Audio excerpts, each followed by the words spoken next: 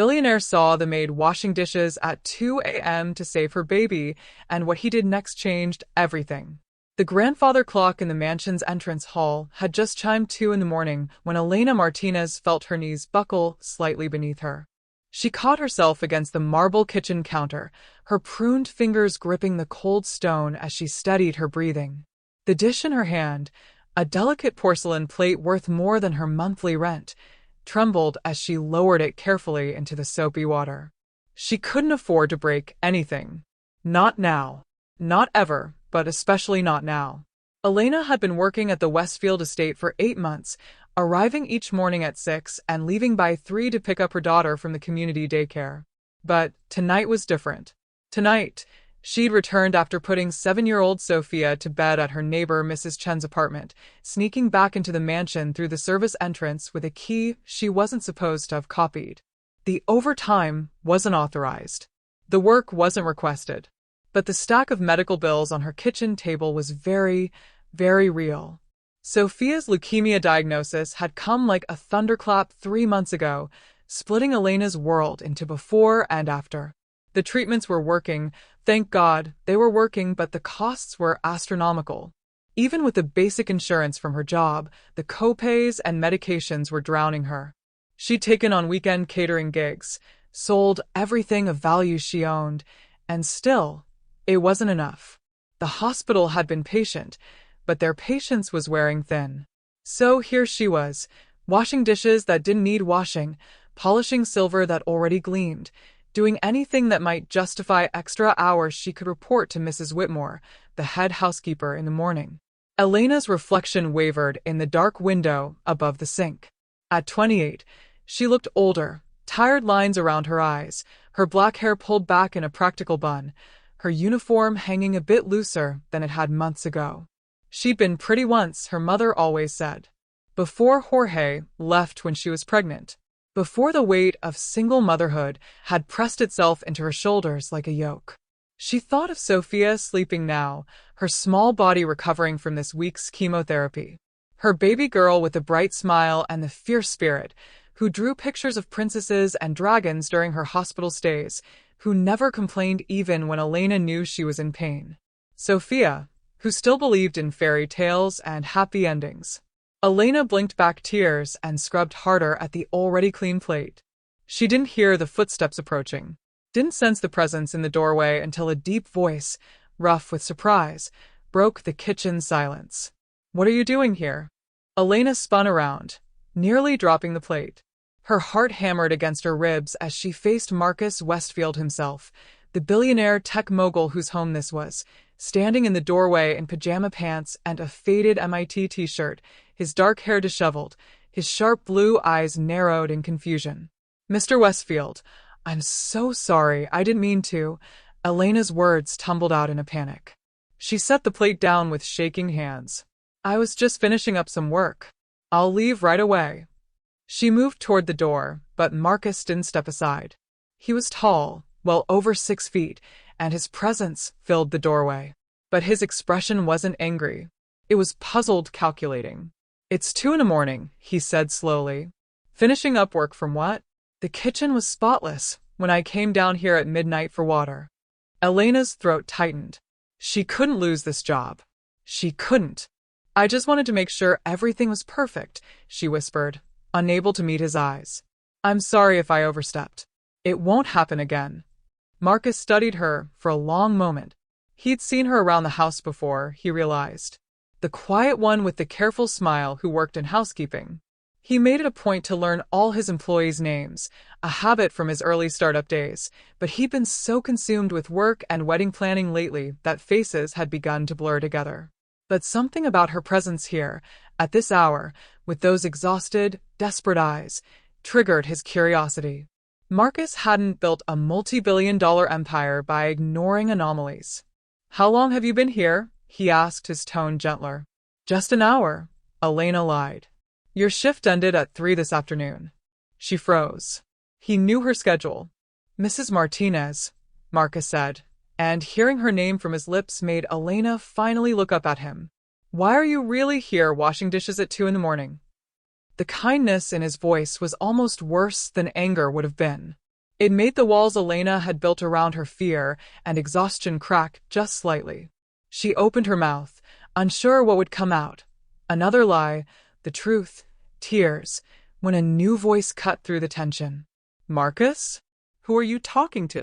Vivian Ashcroft appeared behind Marcus, resplendent even in silk pajamas, her blonde hair perfectly tousled, her green eyes sharp as they landed on Elena, Marcus's fiancée. Elena had seen her around the mansion, draped on Marcus's arm during the few charity events held here, her laughter like wind chimes, her presence as polished and perfect as everything else in this world of wealth. "Oh," Vivian said, her voice cooling several degrees. "The help." Vivian Ashcroft had perfected the art of the dismissive glance long before she'd met Marcus Westfield. Heiress to a commercial real estate fortune, she'd grown up in a world where people were divided into two categories, those who mattered and those who served. The woman standing in Marcus's kitchen at 2 a.m, wearing a rumpled uniform and looking like she might faint from exhaustion, clearly fell into the latter category. "Marcus, come back to bed," Vivian said, sliding her arm possessively through his. "Whatever this is, it can wait until morning." But Marcus didn't move. Something in Elena's expression, the flash of humiliation quickly masked, the way her shoulders had straightened defensively at Vivian's tone, had caught his attention. He'd built his career on reading people, on seeing patterns others missed. "Mrs. Martinez was just explaining why she's working off the clock," Marcus said evenly. His eyes hadn't left Elena's face. "Weren't you?" Elena felt the weight of both their gazes. The billionaire's curious and oddly concerned. The fiancé's cold and appraising. She thought of Sophia, of the hospital bills, of the medication running low in her cabinet. Pride was a luxury she couldn't afford. "My daughter is sick," Elena said quietly. "The medical bills. I need the extra hours. I thought if I could just do more work, show more value, maybe I could request overtime or a raise." The words felt like stones being pulled from her chest. "I know I shouldn't be here without permission. I know it was wrong, but I'm desperate." The silence that followed was suffocating. Vivian's expression had shifted from dismissive to uncomfortable, as if Elena had committed a social faux pas by introducing reality into their pristine world. Marcus's face, however, had gone very still. "What's wrong with your daughter?" he asked. "Marcus," Vivian interjected, a warning in her voice. "You don't need to." "Leukemia," Elena interrupted, and saying it out loud to these strangers made it feel simultaneously more real and less real. "Acute lymphoblastic leukemia. She's 7. She's responding to treatment, but the costs." She shook her head. "I'm sorry. You don't need to hear this. I'll go." This time when Elena moved toward the door, Marcus stepped aside. But as she passed him, he spoke again. "Wait." Elena paused, not turning around, her body tensed for the inevitable, the firing, the lecture about boundaries and professionalism, the end of the income she so desperately needed. "Take tomorrow off," Marcus said. "Paid. And we'll talk when you come back on Monday about finding you appropriate additional work during regular hours." Elena turned slowly, certain she'd misheard. But Marcus's expression was serious, his blue eyes direct and somehow kind. "I thank you, Mr. Westfield," she managed. "It's just Marcus," he said and offered a small smile. "Go home to your daughter." Elena nodded, not trusting her voice, and hurried from the kitchen before the tears threatening to spill could betray her. As she left through the service entrance, she heard Vivian's voice rising in pitch, though she couldn't make out the words. She didn't care. For the first time in months, something had shifted in the universe's relentless momentum. It was a small thing, a day off, a promise of a conversation, but to Elena, it felt like oxygen after drowning. Inside the kitchen, Vivian had pulled away from Marcus, her arms crossed. "What are you doing?" she demanded. "Being a decent human being," Marcus replied, his tone mild but firm. "You don't know anything about her. She could be lying. She could be trying to manipulate you." "God, Marcus. She broke into our house in the middle of the night." "Our house?" Marcus raised an eyebrow. "We're not married yet, Viv." It was a low blow and he knew it. Vivian's face flushed. You know what I mean. And you know I'm right. You can't just go around making promises to every sob story that crosses your path. You're a businessman, not a charity. Marcus leaned against the counter, suddenly exhausted. This was an old argument wearing a new face. Vivian's pragmatism was something he'd once admired, her clear-eyed approach to the world, uncluttered by sentimentality. But lately, pragmatism had started to feel like something else. Something colder. She works for us, Marcus said quietly. She's been working for us for months, and she was desperate enough to sneak in here in the middle of the night to wash clean dishes. That should tell us something. It tells me she's a liability, Vivian countered. What if she'd been here to steal? What if she'd hurt herself and sued you? You're not thinking this through. Maybe I'm tired of thinking everything through. The words hung between them, heavier than Marcus had intended. Vivian's expression shifted from irritation to something warier. What's that supposed to mean? Marcus rubbed his face with both hands. It was too late for this conversation, but it seemed to be happening anyway. We're getting married in 4 months, he said. We've been together for 2 years. And sometimes I feel like I don't know who you are when nobody's watching. That's not fair. Isn't it? Marcus's voice was gentle but relentless. That woman is working herself to death to save her kid, and your first instinct is to assume she's scamming me. My first instinct is to protect you, Vivian shot back. Which is more than you do for yourself apparently. You're one of the richest men in the country, Marcus. People will use that. They will lie and manipulate and take advantage because they know you're soft-hearted underneath all that tech genius brilliance. Soft-hearted, Marcus repeated. When did compassion become a weakness? Vivian sighed, her anger deflating into something that looked almost like concern. She moved closer to him, placing her hand on his chest. I'm not saying you shouldn't help her. I'm saying you should do it properly, through official channels. Have HR look into it. Set up a foundation grant or something. Keep it professional and distant. Don't get personally involved. She was right, Marcus knew. It was the sensible approach. The businessman's approach. Keep clear boundaries between employer and employee. Don't let emotions cloud judgment. Protect yourself and your assets. But when he'd looked at Elena Martinez's exhausted face, seen the desperation and pride warring in her eyes, he hadn't been thinking like a businessman. He'd been thinking about his own mother, who'd worked 3 jobs to put him through MIT after his father died.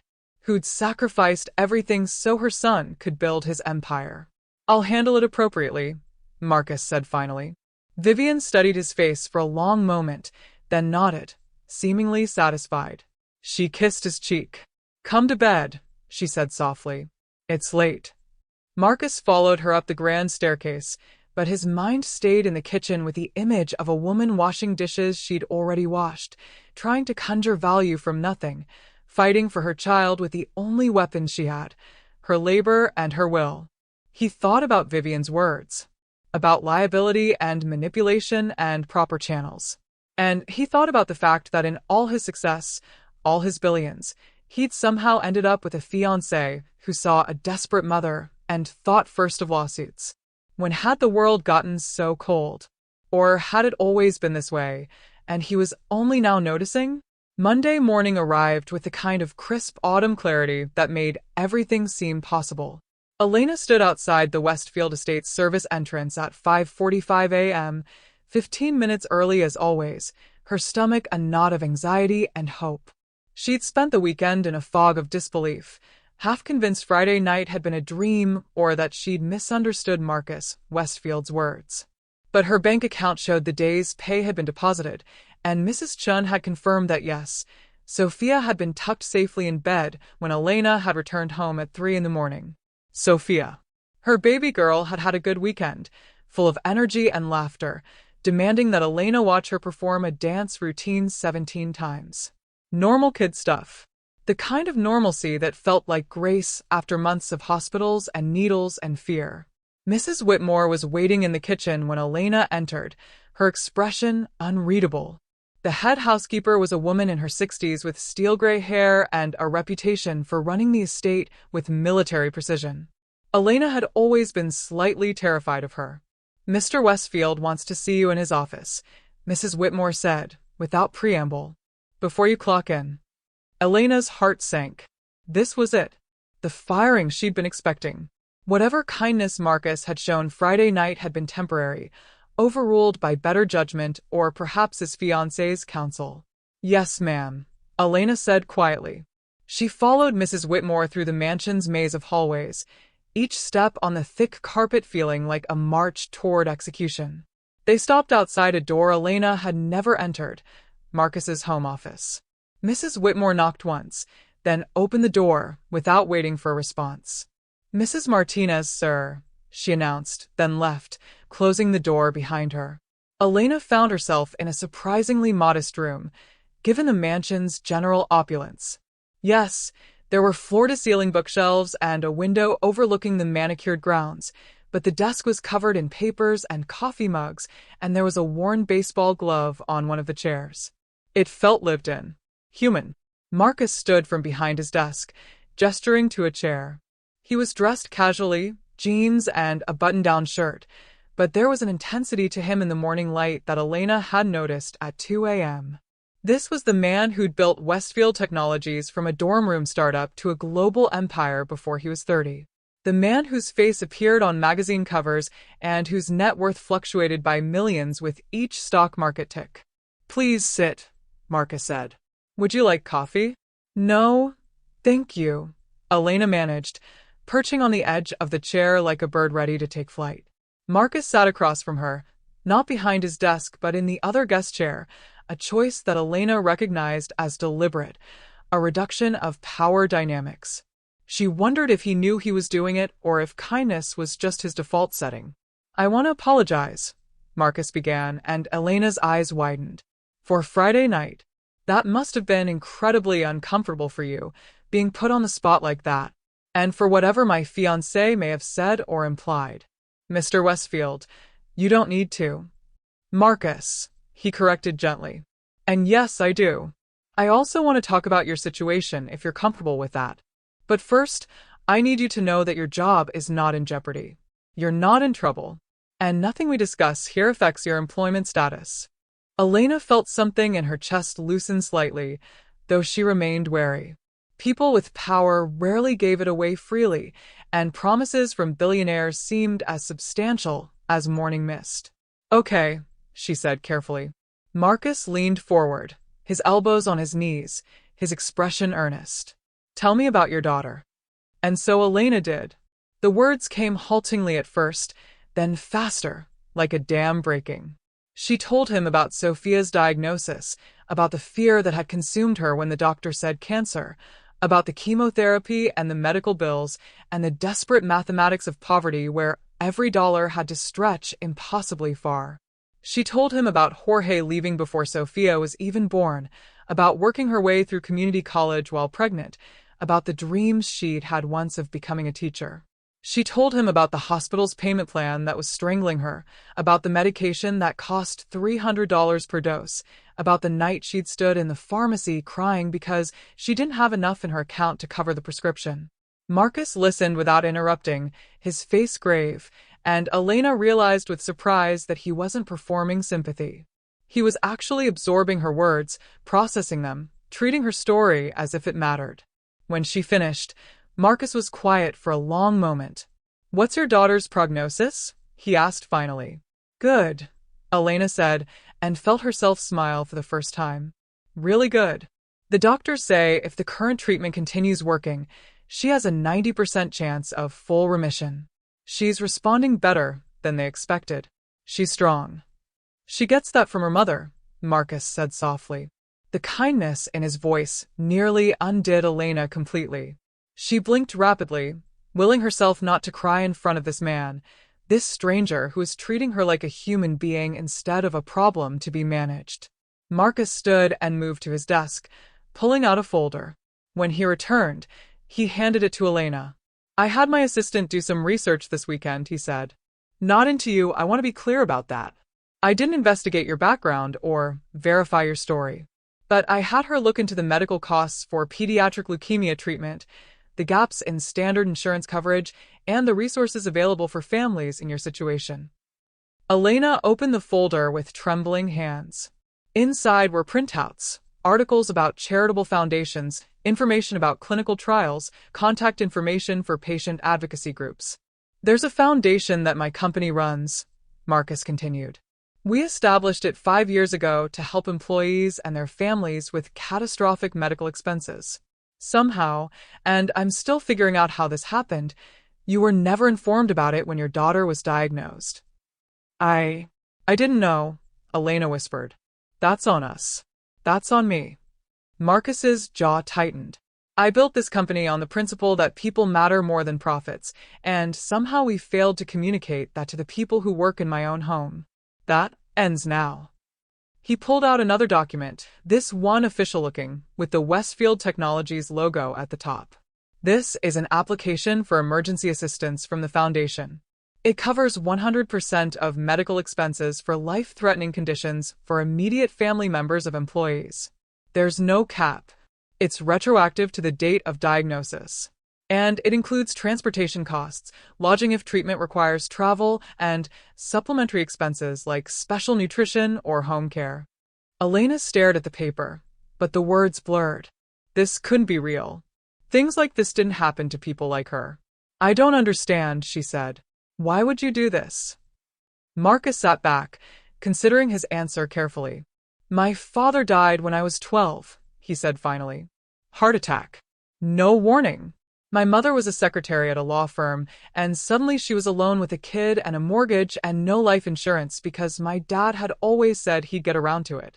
She worked 3 jobs. I watched her break herself trying to keep us afloat, to keep me in a good school district, to make sure I could go to college.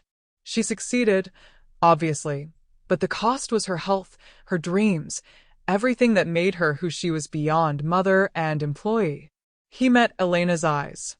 When I made my first $1 million, the first thing I did was pay off her house. The second thing I did was make sure no one who worked for me would ever have to choose between their child's health and financial ruin. I meant it then, and I mean it now. This isn't charity, Mrs. Martinez. This is what should have been available to you from day one. Elena's hands shook so badly, she had to set the papers down on the coffee table between them. I don't know what to say. Say you'll fill out the application. Say you'll let me help. And say you'll forgive me for not creating a system where you didn't have to wash dishes at 2 a.m. to get my attention.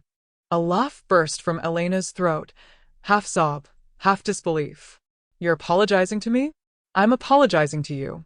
The tears came then, hot and fast, and Elena couldn't stop them.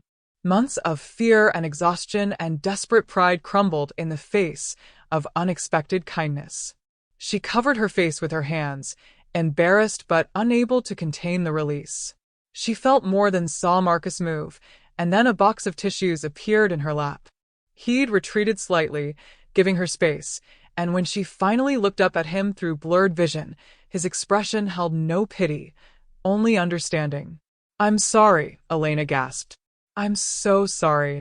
Don't be, Marcus said firmly. Don't ever apologize for being human. The news of Marcus's intervention spread through the Westfield estate like ripples in a pond, each circle touching different lives in different ways. Mrs. Whitmore, who'd worked for Marcus since he'd bought the property 8 years ago, felt vindicated. She'd always known her employer was one of the good ones, rare in the world of old money and new wealth, but his treatment of Elena Martinez confirmed it. She made it her personal mission to ensure the young woman was supported, reassigning Elena to lighter duties and making sure she had reliable transportation to and from Sophia's appointments. The other household staff viewed the situation with a mix of hope and skepticism. Hope that perhaps their employer truly cared about them as individuals. Skepticism born of years watching the wealthy perform compassion without substance.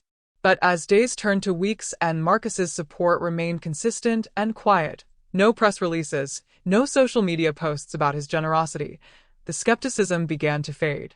Vivian Ashcroft, however, grew increasingly troubled. She'd watched the situation unfold with growing unease, noting the way Marcus seemed preoccupied with Elena's case, The hours he spent on the phone with the foundation administrators ensuring everything was processed quickly, the way he'd personally driven Elena to the hospital when her car broke down one morning. It wasn't jealousy, Vivian told herself. She wasn't threatened by a housekeeper. That would be absurd. But she was disturbed by what this obsession, for it was starting to feel like an obsession, said about Marcus and their relationship. 3 weeks after the midnight kitchen encounter, Vivian found herself having lunch with her mother at the country club, spilling her concerns over Cobb salad and expensive white wine. "He's changed," Vivian said, pushing lettuce around her plate. "Or maybe I'm finally seeing who he really is." Her mother, Catherine Ashcroft, was a woman who turned marriage into a profession and social climbing into an art form. She set down her wine glass with a delicate click. "Darling, you're marrying a tech entrepreneur, not old money.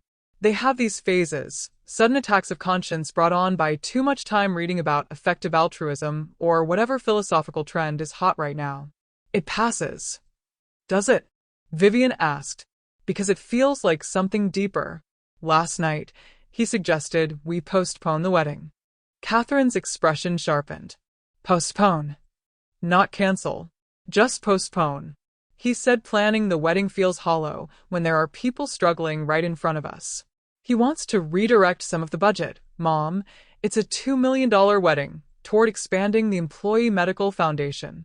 "Absolutely not," Catherine said firmly. "Vivian, listen to me. You've invested 2 years in this relationship.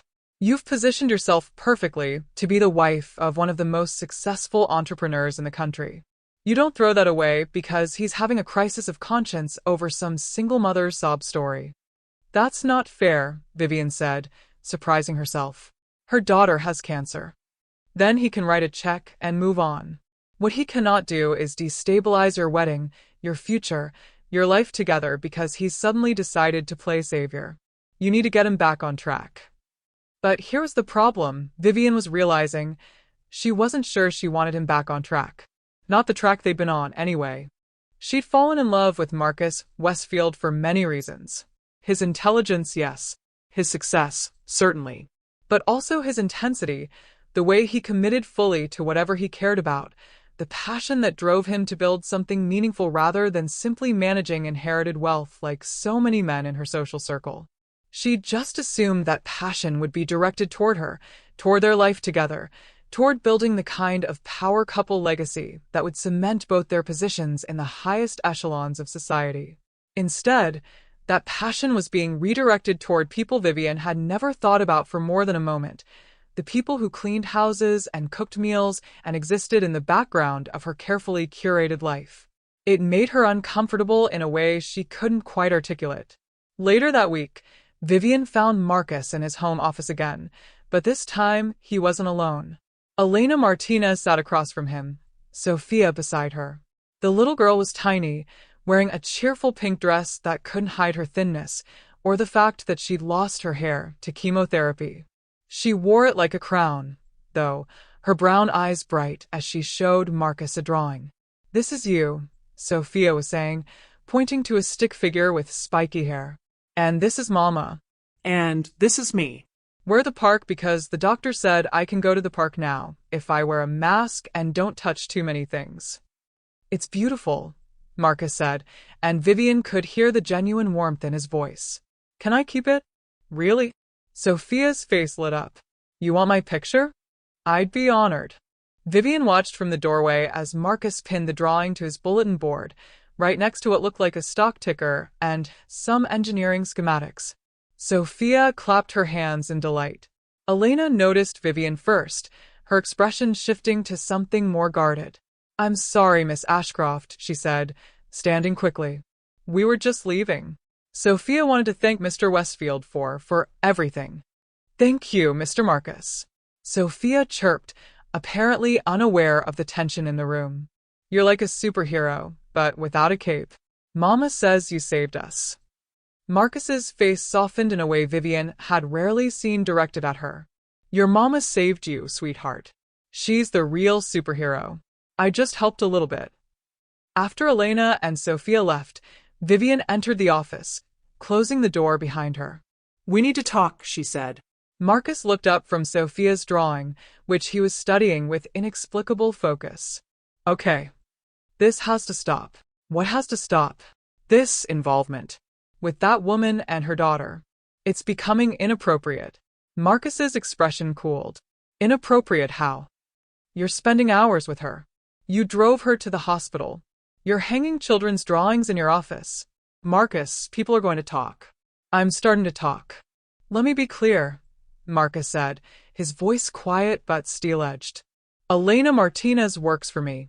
Her daughter was dying because our system failed her. I corrected that. I will not apologize for it, and I will not stop ensuring she has the support she needs. I'm not asking you to abandon her, Vivian said, frustration creeping into her voice. I'm asking you to maintain appropriate boundaries. Handle it through official channels. Stop making it personal. It is personal, Marcus countered. That's the point. People aren't resources to be managed at arm's length. They're human beings whose lives are just as complex and important as ours. But they're not like us, Vivian said, and immediately regretted it. Marcus stood slowly. What does that mean? Vivian felt the ground shifting beneath her, sensed the trap she'd walked into, but couldn't find a way to back out gracefully. It means we have responsibilities to our own lives, our own families, our own future. You can't save everyone, Marcus. And trying to will just drag you down. Drag me down to what? Marcus asked. Basic human decency? Connection with people whose lives aren't insulated by wealth? God forbid. That's not what I meant. Isn't it? Marcus moved around his desk, his expression not angry but something worse, disappointed. Viv, we're getting married. We're supposed to build a life together. But lately I've been wondering what kind of life that would be. Whether I'd spend it surrounded by charity galas where we write checks and feel good about ourselves while maintaining careful distance from actual human suffering. Vivian felt something crumbling inside her, something she couldn't quite name. So, what are you saying? I'm saying maybe we should postpone the wedding. Not cancel it. Just give ourselves time to figure out if we actually want the same things. The words hung between them like shattered glass. You're breaking up with me, Vivian said slowly, because I'm not sufficiently moved by your housekeeper's situation. I'm suggesting we pause, Marcus corrected, because I'm realizing we have fundamentally different views on what it means to be a good person in the world. And I'm not sure that's something we can compromise on. Vivian wanted to argue, to defend herself, to point out all the charity work she did, all the boards she sat on, all the good she accomplished in her own way. But looking at Marcus's face, at the drawing on his bulletin board, she realized the truth. He wasn't judging her for being heartless. He was recognizing that they were heartless in different ways. And while she'd learned to live with her own version of carefully managed compassion, he was actively trying to unlearn his. I need some time, she said finally. Take all the time you need, Marcus said softly. We both should. After Vivian left, Marcus returned to his desk, but couldn't focus on work. His eyes kept drifting to Sophia's drawing. Such a simple thing, stick figures in crayon, but it represented something profound. Trust. Hope. The belief that kindness existed in the world not as a transaction, but as a fundamental truth. When had he lost that belief? When had he let himself become the kind of person who needed a reminder that people mattered more than spreadsheets? His phone buzzed. A text from his mother. Heard you're doing good things. Proud of you. Love you. The Westfield Estate Gossip Network apparently extended all the way to Florida. Marcus smiled despite himself.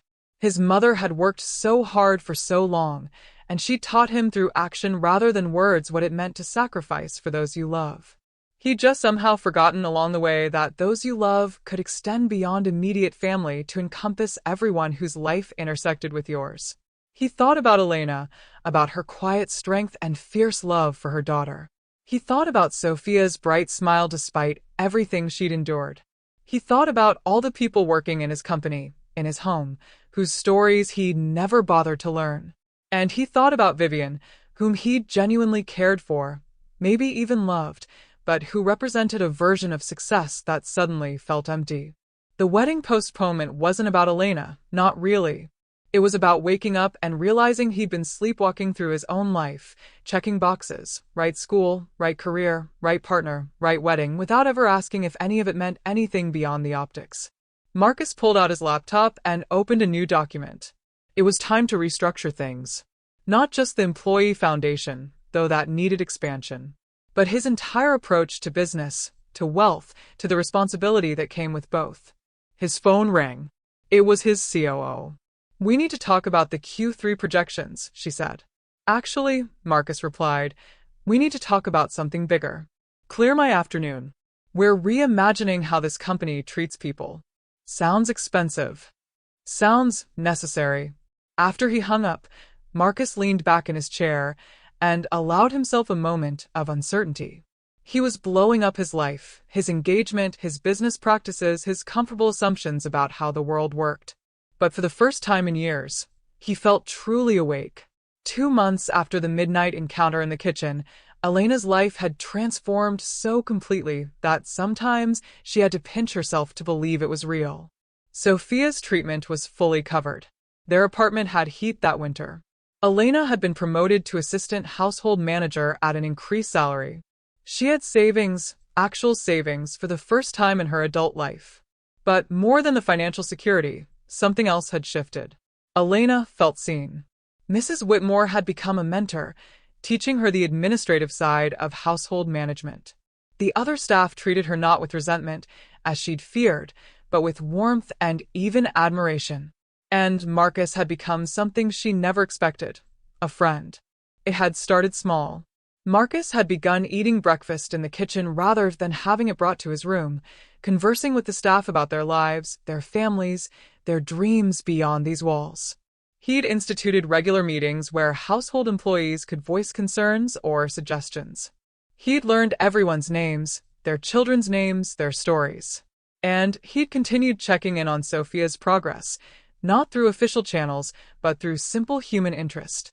He'd attended one of her treatment celebrations at the hospital, showing up with a giant teddy bear and no press, no fanfare, just genuine happiness that she was responding well. Sophia had developed a crush, following Marcus around when he was home, chattering about school and friends and her dreams of becoming a doctor who cures cancer. Marcus bore it with patient amusement, answering her questions seriously, treating her like a person rather than a charity case. "You know she has your picture on her wall," Elena told him one morning as they had coffee in the kitchen before the rest of the staff arrived, a routine they'd somehow fallen into. "Right next to her drawing of Wonder Woman." Marcus laughed. "High company." "Higher than you know," Elena said, smiling. "Sophia doesn't give out wall space lightly." They fell into comfortable silence, sipping coffee as dawn painted the kitchen windows gold. These moments had become precious to Elena, the quiet before the household woke, where they could just talk about everything and nothing. Books they'd read, places they'd like to travel, the small observations about life that you only share with people you trust. "Can I ask you something personal?" Marcus said suddenly. Elena tensed slightly, but nodded. "Of course." "Why did Sophia's father leave?" It was the question everyone wanted to ask, but rarely did. Elena stared into her coffee, considering how much truth to offer. "Jorge was my college boyfriend," she said finally. "Very passionate, very romantic, very convinced we'd travel the world and be artists together. When I got pregnant, reality hit. He wanted me to choose him and our plans or the baby. I chose Sophia. He left before she was born. Have you heard from him?" "Christmas cards occasionally. From Thailand last year. He's living his dream, I guess. Just without us in it." Marcus's jaw tightened. "He doesn't know what he's missing." "No," Elena agreed softly. "He really doesn't. Sophia is the best thing that ever happened to me. Even with everything, the struggle, the fear, the exhaustion, I wouldn't trade a single moment with her. You're an incredible mother." Elena felt her cheeks warm. "I'm doing my best. It's more than that. You're proof that love isn't about resources or perfect circumstances. It's about showing up every single day, even when it's hard. Especially when it's hard." Something in his voice made Elena look up. Marcus was staring into his own coffee cup, his expression troubled. "Are you okay?" she asked. Marcus let out a long breath. "Vivian and I broke up. Officially. Yesterday." "Oh, Marcus, I'm so sorry. Don't be." He met her eyes. "It was the right decision.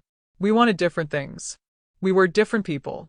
I think we both knew it for a while, but were too invested in the idea of us to admit it." "Still," Elena said gently, "it must hurt." "It does. But not as much as staying would have." Marcus set down his cup. "She made me realize something. I'd been living my life like I was still trying to prove something to some invisible audience. The right school, the right company, the right marriage. All external validation. All performance. And now I'm trying to figure out what I actually want versus what I think I'm supposed to want." Elena understood that better than he probably realized. She'd spent years feeling like a failure because her life didn't match some imaginary script. The partner, the career, the stability. But Sophia's illness had burned away those concerns, leaving only what mattered. Love, survival, connection. "For what it's worth," Elena said carefully, "you seem happier now than when I first started working here. More alive." Marcus smiled. "I feel that way. It's terrifying and liberating in equal measure." "That's called growth," Elena said. "Welcome to it. It's uncomfortable but worth it." They were still laughing when Mrs. Whitmore bustled in, raising an eyebrow at their easy camaraderie, but saying nothing.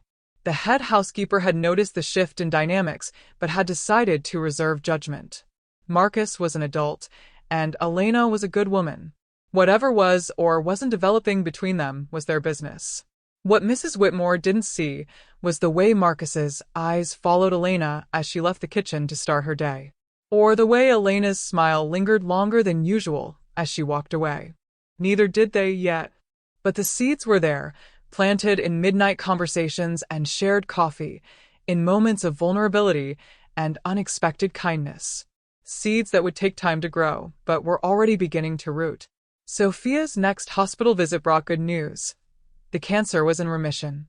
Her oncologist, Dr. Patel, delivered the news with a grin that rivaled Sophia's own. "You're one tough kid," Dr. Patel said. "The scans are clear. We'll continue monitoring, of course, but you've beaten this thing." Elena burst into tears. The good kind, the kind that released months of accumulated fear. Sophia, pragmatic as always, simply nodded. "I told you I would," she said seriously. "I promised Mama I'd stay." Later, in the hospital cafeteria where Elena had retreated to compose herself, Marcus found her. He'd driven her to the appointment, a habit he'd developed over the past weeks, claiming it was on his way to the office, even though everyone knew it wasn't. "I heard," he said, sliding into the seat across from her. "Congratulations." "Thank you." Elena managed through tears. "Thank you for everything. I know I keep saying it, but I don't know how else to." "Elena." Marcus reached across the table, stopping just short of taking her hand. "You don't owe me gratitude. You owe me nothing. You did this. Your strength, your love, your refusal to give up. That's what saved her. With your help. With resources that should have been available to you from the start. I just corrected a failure in the system." Elena shook her head, smiling through tears. "You see yourself as less heroic than you are." Sophia's right. "You're a superhero without a cape." Marcus's expression turned serious. "I'm really not. I'm just a guy who woke up one night and found someone washing dishes at 2 a.m. and realized how broken things were. You woke me up, Elena. You and Sophia both." Something passed between them then, unspoken but undeniable. A recognition of connection that went beyond gratitude or friendship into territory neither was quite ready to name. Elena looked away first, wiping her eyes. "Sophia wants to celebrate at her favorite restaurant. Chuck E. Cheese. You're invited, if you can stomach it." "I wouldn't miss it," Marcus said immediately, then paused. "Unless that's too much? I don't want to intrude on your family moment." Elena met his eyes. "You're not intruding. You're part of this now, whether you intended to be or not." Marcus smiled, that warm, genuine smile that transformed his whole face. Then I'll be there. With bells on. Or maybe with tokens for the games. Do they still use tokens? I have no idea, Elena admitted. But I guess we'll find out together. Spring came to the estate like a promise, turning the gardens into explosions of color and filling the air with possibility. Sophia's hair had started growing back, dark and curly, and she'd returned to school with stories that tumbled out faster than Elena could process them. Life had found a rhythm that felt almost normal, the kind of normal Elena had thought they'd never reach. But beneath the surface of routine, something else was growing. Marcus had fully restructured Westfield Technologies' approach to employee welfare, creating comprehensive medical coverage, paid family leave, and even housing assistance for staff who needed it. The changes had made national news, with other tech companies scrambling to match his policies or risk looking callous by comparison. "You've started something," Elena told him one morning as they read through an article praising his revolutionary workplace reform. "We started something," Marcus corrected. "This came from your story, from seeing what happens when systems fail real people." They were in the garden, sitting on a bench near the rose bushes. It had become their spot for morning coffee, away from the kitchen's bustle, where they could talk freely. "The wedding would have been today," Marcus said suddenly. Elena had known, of course. The whole staff had been preparing for it before the postponement turned cancellation. "Are you okay?" "I'm relieved," Marcus admitted. "Is that terrible? Vivian's a good person. She deserves someone who sees the world the way she does. Someone who can give her the life she wants. But that someone isn't me." "What kind of life do you want?" Elena asked. Marcus was quiet for a long moment, watching the morning sun paint everything gold. "One that matters. One where I'm not insulated from reality by wealth and status. One where I know the people around me really know them and they really know me." He turned to her. "What about you? What do you want?" Elena had spent so long in survival mode that the question felt almost alien. "Want?" She'd trained herself not to want things beyond Sophia's health and their basic survival.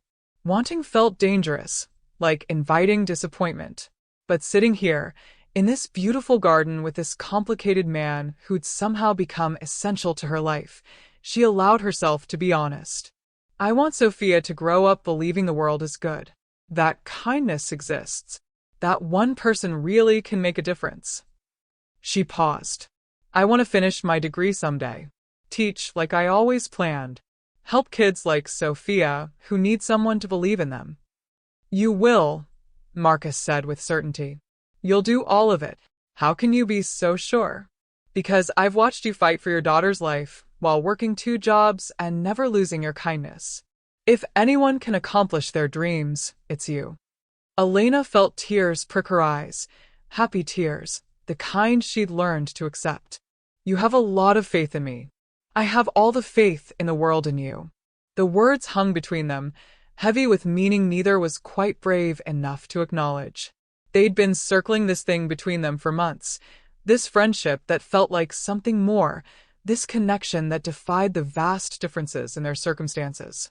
Mrs. Whitmore found them there an hour later, still talking, coffee long cold. "Mr. Westfield," she said, her expression knowing. "You have a video call with Tokyo in 10 minutes. Right. "Thank you." Marcus stood, then turned back to Elena. "Will you and Sophia come to dinner tonight? I'm cooking." "You cook." "Badly, but enthusiastically." "Say yes." Elena smiled. "Yes." That evening, Elena and Sophia arrived at the mansion's main entrance rather than the service door, a small shift that felt monumental. Marcus greeted them in jeans and a t-shirt dusted with flour, looking more relaxed than Elena had ever seen him. "Fair warning," he said as he led them to the kitchen. "I'm making my mother's famous lasagna, which means it'll be famous for being experimental rather than good." Sophia giggled. "It's okay. Mama burns toast sometimes." "Sophia." Elena protested, but she was laughing too. The kitchen was chaos, pots everywhere, sauce splattered on the counter, and Marcus clearly in over his head. But it was the best kind of chaos, the kind that came from trying rather than performing. They cooked together, Sophia standing on a stool to help mix ingredients while Marcus told stories about his disastrous early attempts at independent living. Elena felt something in her chest loosen, some last piece of armor falling away. This was what she'd wanted for Sophia: joy, normalcy, a trusted adult who showed up not out of obligation but genuine care. And this was what she'd wanted for herself, though she'd been afraid to admit it: connection, laughter, the feeling of building something together rather than surviving alone. Dinner was, as promised, experimental, but they ate it anyway, declaring it delicious through barely suppressed laughter. Afterward, Sophia insisted on showing Marcus her latest drawings, and Elena found herself watching them together. This billionaire and her 7-year-old bent over crayon masterpieces, discussing color theory with utmost seriousness. "She adores you," Elena said later, after they'd tucked an exhausted Sophia into the guest room for a nap. "The feeling's mutual," Marcus replied. "She's an incredible kid." They'd moved to the living room, sitting on the couch with more space between them than necessary, both hyper-aware of the boundary they hadn't yet crossed. "Marcus," Elena started, then stopped, unsure how to voice what she was feeling. "Elena," he said at the same time, and they both laughed nervously. "You first," Elena said. Marcus took a breath. "I need to tell you something, and I need you to know there's no pressure attached to it. Your job is secure regardless. Our friendship is safe regardless. Nothing changes unless you want it to." Elena's heart hammered. "Okay. I have feelings for you," Marcus said simply. "Real, complicated, inconvenient feelings that have been growing for months. You're smart and strong and kind, and you see the world in a way that makes me want to be better. You've changed everything about how I understand what matters in life." Elena felt like the air had been pulled from her lungs. "I know the power dynamics are complicated," Marcus continued. "I know we come from different worlds. I know there are a million reasons this doesn't make sense. But I also know that I wake up every morning excited to see you. That your opinion matters more to me than almost anyone's. That I want to be part of your life and Sophia's life in whatever way you'll let me." "Marcus." "You don't have to respond right now," he said quickly. "Take time. Think about it. I just needed you to know where I stand."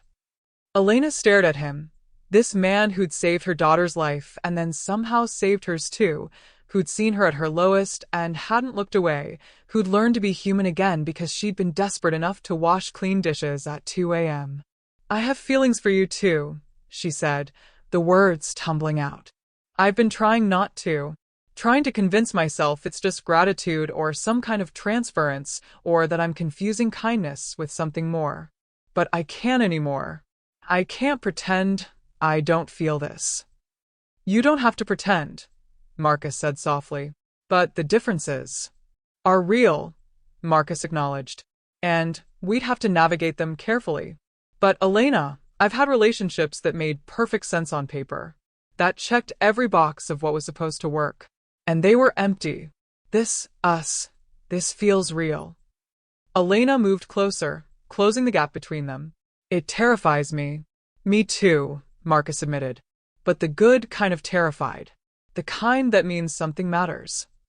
They sat there, close enough to touch but not quite touching, balanced on the edge of something that could change everything. "Sophia has to come first," Elena said firmly. "Always. I can't risk anything that might hurt her or destabilize her life."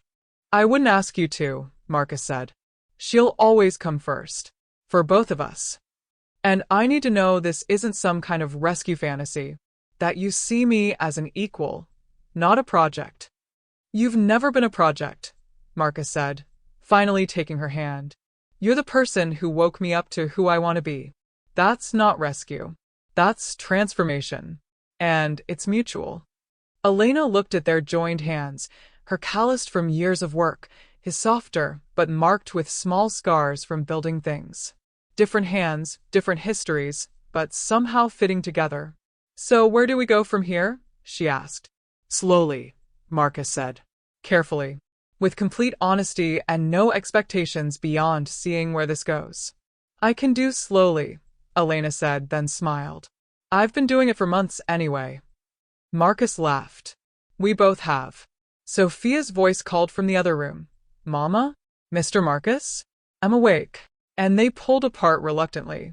She's going to have opinions, Elena warned. I'm counting on it, Marcus said.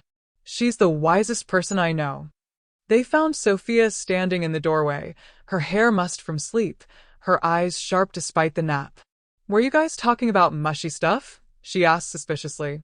Elena and Marcus exchanged glances. Maybe a little, Elena admitted. Sophia considered this, then shrugged. Okay. Can we have ice cream now? Just like that, the moment of high emotion was grounded in the beautiful mundanity of parenting.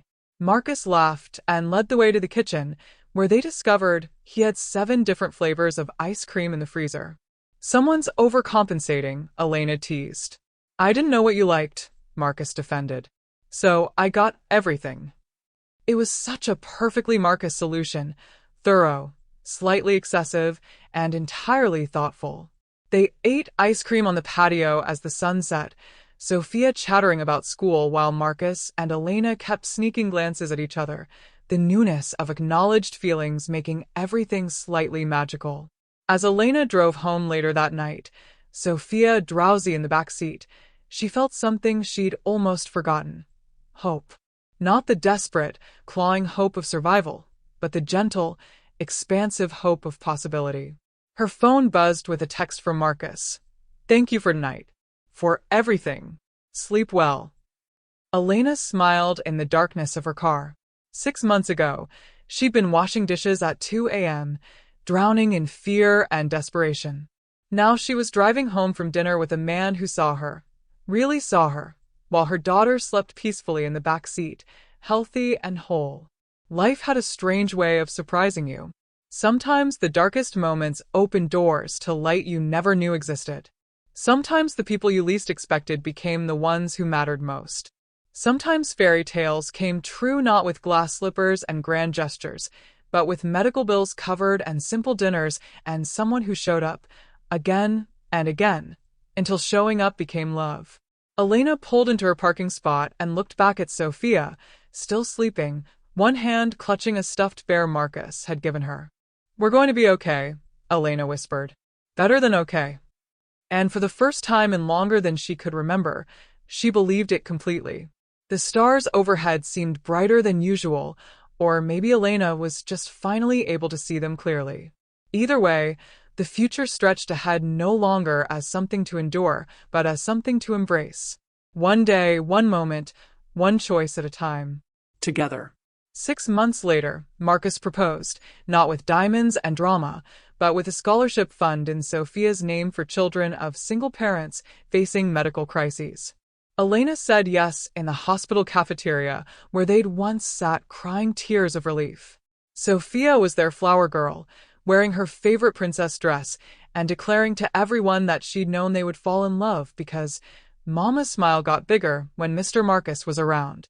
They built the life that honored where they'd each come from while creating something entirely new. Marcus continued revolutionizing workplace welfare. Elena finished her degree and started teaching. Sophia grew strong and fierce, never forgetting what her mother's love had fought for. And sometimes, late at night, Marcus and Elena would find themselves in the kitchen together, washing dishes side by side, remembering the morning when everything changed. Not because a billionaire saved a maid, but because 2 humans saw each other's humanity and chose, against all odds and expectations, to build something real. Love, they learned, wasn't about rescue. It was about recognition, about seeing someone completely and saying, yes, you. Exactly you. That was the real fairy tale. The rest was just details.